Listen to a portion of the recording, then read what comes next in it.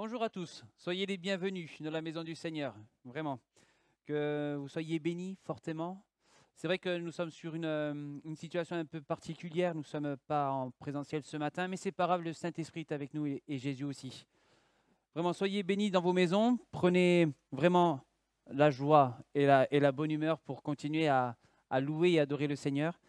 Ce matin, nous allons parler tout simplement du thème, et le suivant, c'est « Tu dois aimer ton prochain ». C'est vrai que c'est un thème un peu difficile à comprendre de temps en temps, mais le Seigneur a besoin de nous donner quelques doses de rappel pour persévérer sur ce domaine-là. Moi, personnellement, j'en ai besoin. Mais avant tout, nous allons prendre ensemble dans l'évangile de Marc 12, versets 29 à 31. C'est Jésus qui nous parle et qui dit tout simplement, Jésus lui répondit, « Voici le commandement le plus important. Écoute Israël, le Seigneur mon Dieu est le seul Seigneur. Tu dois aimer le Seigneur ton Dieu de tout ton cœur, de toute ton âme, de toute ton intelligence et de toute ta force. Et voici le second commandement. Tu dois aimer ton prochain comme toi-même. Il n'y a pas d'autre commandement plus important que ces deux-là. » Il est vrai qu'avant de pouvoir aimer son prochain, il faut remettre le Seigneur au centre de notre vie, au centre de nos préoccupations, et il faut s'accrocher à lui, car le Seigneur nous donne cette force de pouvoir nous aimer les uns les autres. Sans lui, il est très difficile et même impossible de pouvoir s'aimer les uns les autres, car notre nature, notre cœur est quand même très, très individualiste. Le péché a fait tout cela. Mais avec le Seigneur et le fait qu'il soit dans notre cœur nous donne cette liberté de pouvoir nous aimer les uns les autres. Il est très important pour cela. Et comme nous le voyons dans ce verset, il est écrit « Tu dois aimer ton prochain ». Ce n'est pas un conseil, c'est presque une obligation, je dirais. C'est un petit peu aujourd'hui comme dans le code de la route, quand nous le reprenons, il y a des « je peux »,« je dois ». Mais le « je dois », c'est je ne dois pas aller au-delà de ce qui est demandé. Si je ne dois pas dépasser une certaine limitation, je ne dois pas aller au-delà. Jésus nous dit tout simplement, tu dois aimer ton prochain. Aimons-nous les uns les autres. C'est un commandement aujourd'hui qui est très difficile dans notre société, car bien évidemment, la société est très individualiste. Mais quand nous voyons aussi que nous sommes en train de nous renfermer chacun dans nos maisons à cause de cette situation sanitaire très délicate et très précaire, mais avec le Saint-Esprit, et que même si nous ne sommes pas unis physiquement les uns les autres, nous sommes unis avec le Seigneur. Et qu'il est bon de travailler au nom du Seigneur, qu'il est bon de pouvoir maintenir cette liberté et qu'il est bon de pouvoir travailler avec lui car nous sommes ses enfants. Je dis merci Seigneur pour cette volonté que tu mets dans nos cœurs de pouvoir tout simplement lire dans nos cœurs et de voir nos intérêts et nos interactions. Parce que nous voulons te remercier non pas pour nos bienfaits, mais pour ce que tu nous donnes, cette vie vraie et réelle. Aujourd'hui, nous sommes dans la joie parce que tu nous as rachetés, Seigneur, et que nous voulons marcher sur tes voies. Mais qu'il est bon aussi de respecter tes commandements. C'est vrai qu'il n'est pas évident et pas simple de suivre cette voie. Mais je veux te faire confiance et être vrai et être délicat avec toi. Seigneur, c'est toi encore qui manœuvre nos vies. C'est toi qui nous rend vivants. C'est toi qui nous permet de œuvrer pour toi. Et c'est surtout toi qui nous permet de nous aimer les uns les autres. Pour continuer, le Seigneur nous met tout simplement la possibilité de le rencontrer à chaque instant de notre vie. De pouvoir prendre l'adoration, de prendre rendez-vous avec lui à chaque moment. Mais qu'il est bon aussi de nous réunir les uns avec les autres. Nous faisons partie de la même famille. Nous sommes unis avec le Seigneur parce que le Seigneur est en nous et que quand nous sommes unis les uns avec les autres, rien ne peut nous faire défaillir. Il faut se rendre compte que dans la vie de tous les jours, dans notre société, on parle beaucoup de diversité, de mélange ethnique, Mais quand je regarde, moi, les rangs de nos églises, quelle joie de pouvoir voir différentes nationalités, différentes couleurs de peau, différents milieux sociaux se réunir en un seul lieu. Et il n'y a que de l'égalité. Parce que c'est le Seigneur qui nous met à cœur de nous aimer les uns les autres. Dans la lettre aux Romains, Paul nous dit tout simplement de même, bien que nous soyons nombreux, nous formons un seul corps dans l'union avec le Christ. Et nous sommes tous unis les uns aux autres comme la partie d'un même corps. Ne nous sous-estimons pas. Il n'y a pas de petit ou de grand dans le corps de Christ. Chaque membre a son rôle. Chaque cellule, je dirais même, a son fonctionnement. Je compare souvent l'Église à un organisme pluricellulaire. On part d'une seule cellule, il y a la division cellulaire et chaque cellule a un rôle important dans notre corps.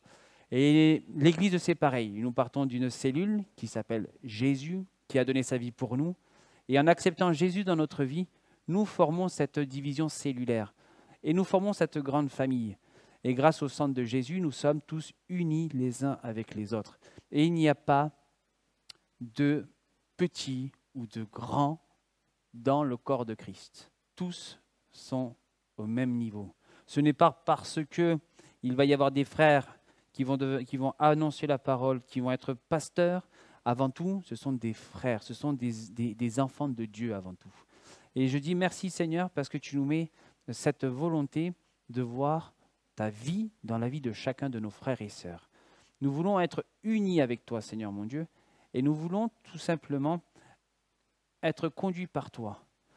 Dans la lettre aux Galates, Paul nous dit aussi, il n'importe donc peu que l'on soit juif ou non juif, esclave ou libre, homme ou femme. En effet, vous êtes tous un dans la communion avec Jésus-Christ. Il n'y a plus de différence. Il n'y a plus de marque. Et je dis merci Seigneur parce que cette liberté, il n'y a que lui qui peut le faire. Dans nos cœurs, il n'y a plus de différence entre mon frère, ma sœur, moi, l'unité. Quand j'étais à Nîmes, pendant beaucoup d'années, à travers les médias, je n'accuse pas les médias, mais à travers la télévision, on peut voir qu'un bout de notre vie. Je m'explique. Il y a beaucoup d'incertitudes et d'insécurité autour des grandes cités de Nîmes. Et je suis tombé dans une grande cité, à peu près équivalent, bien évidemment proportionnellement à la ville, un peu équivalent au Mirail de Toulouse. Il y avait, dans les années 80, beaucoup de diversité et tout se passait extrêmement bien. C'est vrai. Aujourd'hui, dans les années maintenant, dans ces mêmes cités, malheureusement, il y a beaucoup de difficultés, beaucoup de vols, beaucoup d'agressions. Malheureusement, les médias vont se focaliser là-dessus pour en faire une généralité. Tous les gens qui habitent dans ces cités ne sont pas comme cela. C'est quand je suis arrivé dans le Tarn que j'ai compris qu'il y avait autre chose que la violence, autre chose que l'insécurité, autre chose que du vol. Et je dis merci Seigneur parce que cette vision des choses a changé. Le Seigneur peut vous transformer en très peu de temps. Mais il faut se laisser transformer. Et aujourd'hui, je dis merci Seigneur parce qu'il y a beaucoup de frères et de sœurs aujourd'hui qui me sont chers et importants. Et il y a 10 ans, voire 20 ans de cela, ça aurait été différent. Le Seigneur nous travaille tous les jours, dans le même corps, dans la même direction. Et je le loue parce que c'est une main tendue vers nous. Ce n'est pas un bourreau que nous avons, mais c'est un Dieu rempli d'amour, rempli d'espérance et rempli d'assurance pour nous. Et qu'importe ce qui peut se passer, qu'importe les difficultés que nous allons pouvoir rencontrer, le Seigneur va faire lever des frères et des sœurs pour que nous soyons en soutien. Il faut vraiment s'attendre à nous. Je m'explique. Quand nous sommes dans la difficulté, le Seigneur met dans les cœurs de nos frères et sœurs de la liberté pour être soutenus. Si moi, mon frère ou ma sœur a un problème, je dis, donne-moi, Seigneur, les mots nécessaires pour le réconforter, pour vraiment que je sois un soutien pour lui ou pour elle, et que je ne sois pas un élément de jugement. Je pense que quand mon frère ou ma sœur attend d'avoir un soutien, ce n'est pas un jugement de ma part. Je préfère largement être présent, être à son écoute, que de le rabaisser davantage. Là, j'aurais un mauvais témoignage, et ça ne serait pas ce que j'ai à amener. Je dis merci Seigneur parce que c'est lui qui nous remplit de son esprit, qui nous donne l'opportunité d'aller voir nos frères et nos sœurs qui sont dans la difficulté, de prier pour eux, de ne pas se lasser de prier pour nos frères qui sont dans la difficulté. Ce n'est pas parce qu'aujourd'hui ils sont sur le bord du chemin et qu'ils sont dans la difficulté qu'ils vont rester éternellement là sur le bord du chemin. Ce sont à nous aussi de nous rendre compte que nous devons prendre conscience que nous devons le louer et l'adorer, mais aussi d'aider physiquement ou moralement ou dans la prière nos frères qui sont et nos sœurs qui sont dans la difficulté. Paul nous dit toujours dans la lettre aux Corinthiens, la première lettre, il y a un seul pain, aussi que nous soyons nombreux, nous formons un seul corps, car nous avons tous part au même pain. Jésus a donné sa vie pour nous. Jésus a donné sa vie pour nous. Et aujourd'hui, nous sommes reconnaissants de cela. Mais bien évidemment, la vie chrétienne n'est pas facile tous les jours. Il peut y avoir des hauts, des bas, et bien évidemment, l'ennemi ne s'attaquera pas quand nous sommes tout en haut, mais comme nous sommes souvent dans l'épreuve, presque à baisser les bras ou à jeter les armes au sol. Mais l'Église est là pour nous porter. L'Église est là pour nous soutenir dans les épreuves. Nous sommes là les uns pour les autres. Dans la société, dans la vie de tous les jours, des gens sont là pour aider les autres personnes. Et nous sommes là pour aider nos frères et sœurs qui sont dans la difficulté, à tenir bon, à ne pas lâcher, à continuer à œuvrer, à vraiment à tenir dans l'incertitude, surtout en ce moment, qu'il est bon de pouvoir se parler les uns les autres pour tenir bon, parce qu'on ne sait pas où on va. Mais vraiment, je reviens tout simplement à cette parole, tu dois aimer ton frère et ta sœur. C'est une obligation, c'est une joie de pouvoir s'aimer les uns les autres. C'est vraiment une envie et un choix libre de pouvoir s'aimer les uns les autres. Comment pouvoir marcher sur les voies de Dieu et de continuer à œuvrer pour lui si j'ai des griefs contre ma sœur ou mon frère, si quand je dois venir à l'église, je reste chez moi parce que je fais le choix de rester à la maison sans me dire comme ça au moins je blesse personne, c'est pas un bon choix. Rester seul, je pense que c'est pas la bonne solution. Et dans la parole de Dieu, je pense que si c'était écrit, on pourrait lâcher une grande partie des lettres que Paul a écrites. Mais Dieu, dans son amour, nous demande de nous unir les uns les autres. Dieu, dans son amour, nous donne la possibilité de nous unir et de marcher ensemble. C'est vrai que nous sommes différents. On l'a vu tout à l'heure. Mais aujourd'hui, grâce au sang de Jésus qui nous rassemble, la différence n'existe plus. Il faut mettre de côté cet orgueil que nous pouvons avoir. Nous pouvons mettre de côté ces objectifs qui ne sont pas la gloire de Dieu aussi. C'est prendre du recul quand il faut pour laisser passer un frère ou une sœur pour aller de l'avant. Savoir se mettre en retrait, savoir prendre des bonnes décisions tout en conseillant et être conseillé, surtout être conseillé par le Seigneur. Il n'y a pas de grands ou de petits frères. Avec le Seigneur, avec Jésus, nous sommes tous frères et sœurs. Il faut savoir ne pas se sous-estimer, mais il faut aussi savoir prendre le bon combat, et on le voit depuis quelque temps, des fois on s'épuise sur les mauvais. Mais quand le Seigneur nous donne des objectifs, des promesses, et de s'accrocher à ces promesses, ça ne peut être que le bon combat. Mais il faut que le Seigneur nous le dise, il faut que le Seigneur nous donne ses promesses. Toujours dans la première lettre aux Corinthiens, 1 verset 10, Paul nous dit, frères, je vous en supplie, au nom de notre Seigneur Jésus-Christ, mettez-vous d'accord, car il n'y a pas de division parmi vous, soyez parfaitement unis les uns les autres, de la même façon de penser, les mêmes convictions. Oui, Paul nous met en garde de tenir bon. On peut être en désaccord, mais il faut savoir aussi se remettre, en parler les uns aux autres et que le Seigneur nous donne la direction à prendre. Il peut y avoir des divisions parce que le Seigneur a voulu ces divisions-là et c'est pour aussi voir l'état de cœur de chacun. Si je suis en désaccord avec une personne, je vais la voir, je parle avec elle et je demande au Seigneur de nous donner l'esprit pour que nous soyons en paix. Je ne vais pas aller voir mon frère et ma sœur pour l'accuser de quoi que ce soit. Je ne vais pas aller la voir pour lui dire je ne suis pas d'accord avec toi parce que si je ne suis pas d'accord, je m'en vais. Je trouve que c'est partir en avant. La fuite en avant n'est pas forcément un bon choix non plus. Mais des fois, être en désaccord et trouver un accord et de revenir sur ses décisions, c'est un bon choix.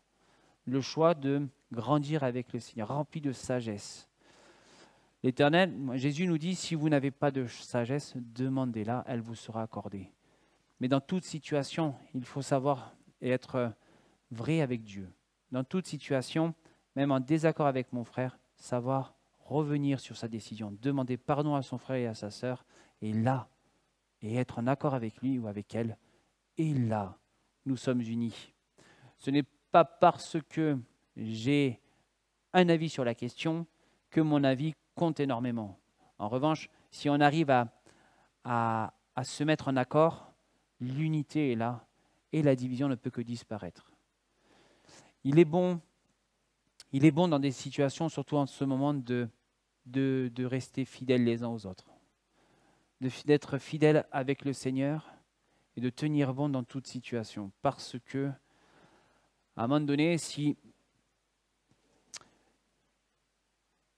nous arrivons dans des situations où carrément un jour, il arrivera peut-être, on ne le sait pas, on ne sait pas, si votre vie spirituelle ne se contente qu'à l'église, si la vie spirituelle ne se contente qu'aux différentes réunions, il va falloir reprendre un nouveau départ et rester à la maison, ce qui peut arriver encore. Hein.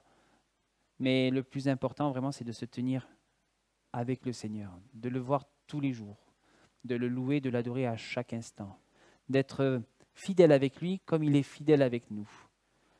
Et le mettre au centre de notre vie nous permet de nous aimer les uns les autres, de rester unis dans les circonstances.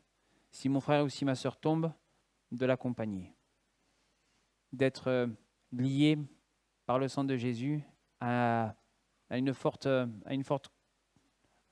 pouvoir pour moi, parce que on est souvent soutenu dans les difficultés.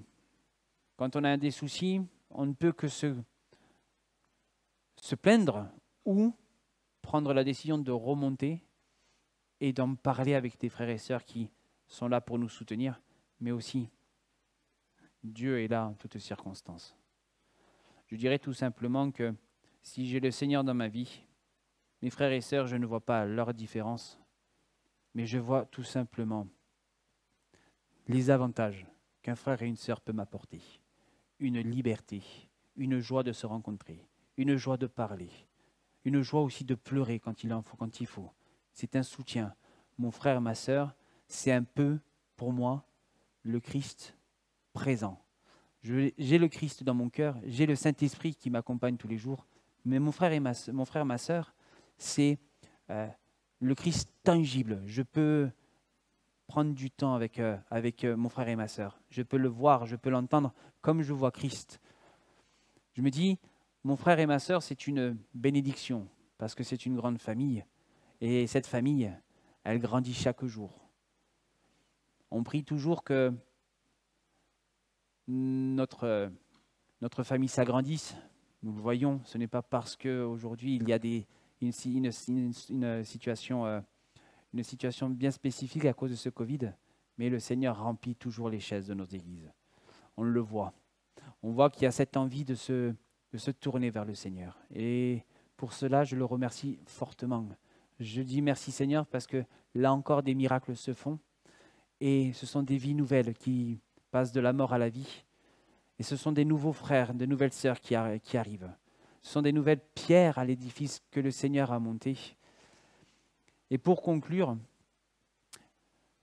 on l'a entendu la semaine dernière, c'est vrai que ce don spirituel nous disait tout simplement,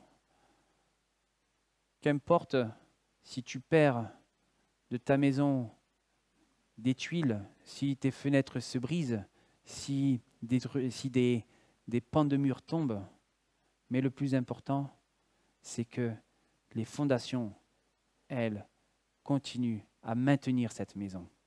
C'est vrai que le Seigneur Jésus est pour tout le monde, pour nous, des fondements importants.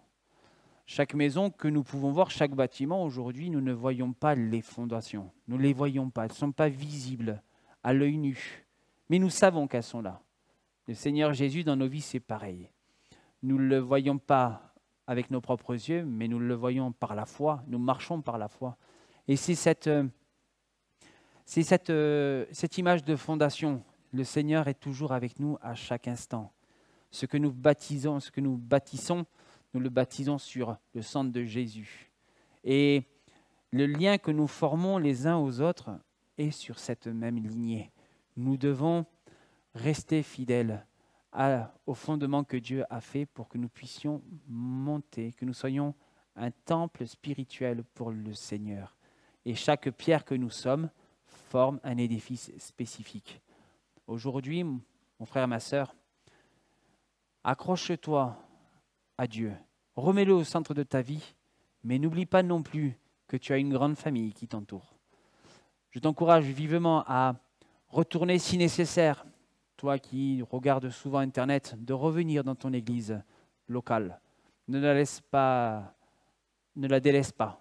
Ne sous-estime pas non plus qu'il ne se passe jamais rien dans les églises locales. Bien au contraire. Mon frère, ma sœur, tu peux gagner des combats individuellement, c'est vrai. On a des luttes tous les jours. Mais il y a aussi des combats que tu ne peux que mener avec ton église locale. Tiens bon avec le Seigneur, mais le Seigneur t'a fait une place dans ton église. Reviens-y, ne la délaisse pas. Et quelle joie un jour de vous revoir dans vos églises.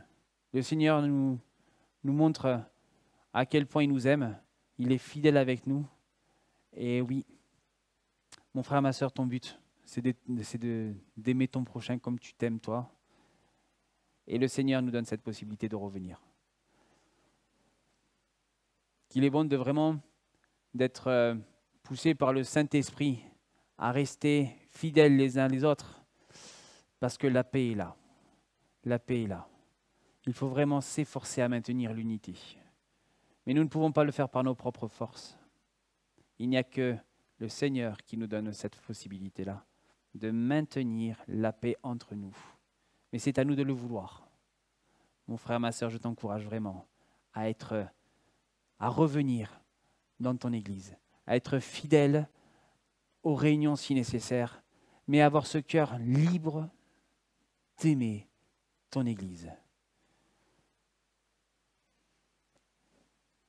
Seigneur mon Dieu, je veux te dire merci, parce que c'est encore toi, éternel mon roi, qui permet de nous réunir, Seigneur mon Dieu, en esprit et en vérité. Tu as tout accompli, tu nous as libérés, tu nous as montré le chemin, et merci pour cette parole, Seigneur mon Dieu. Sois glorifié, sois élevé, sois béni, parce que c'est encore toi qui permet de nous réunir, Seigneur mon Dieu. Seigneur, je ne peux que m'humilier devant toi, Seigneur mon Dieu, et de m'humilier devant cette œuvre que tu as faite. Seigneur, merci pour l'Église, Seigneur mon roi, rends-la persévérante. Mets-nous dans nos cœurs, Seigneur mon Dieu, comme toi tu la vois, si belle, si merveilleuse, Seigneur, et que nous soyons dans la joie à chaque moment de nous retrouver. Seigneur, merci pour cette unité que tu as créée. Merci parce que c'est encore toi qui nous rends persévérants. Et Seigneur, merci de nous aimer les uns les autres. Parce que toi, tu nous as aimés, tu nous aimes encore et tu as donné ta vie pour nous. Sois béni, sois glorifié. Amen.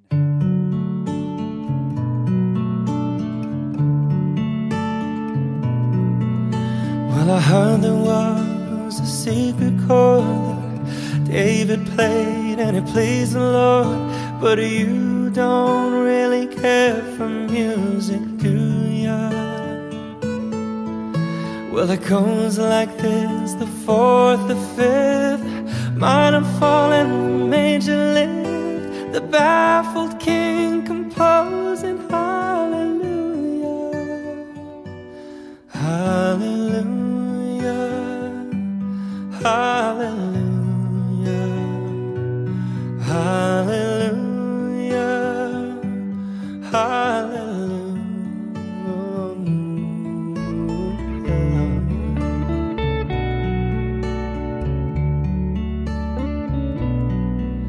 Well, your faith was strong, but you needed proof. You saw her bathing on the roof. Her beauty in the moonlight overthrew you. She tied you to her kitchen chair. She broke your throat and she cut your hair. And from your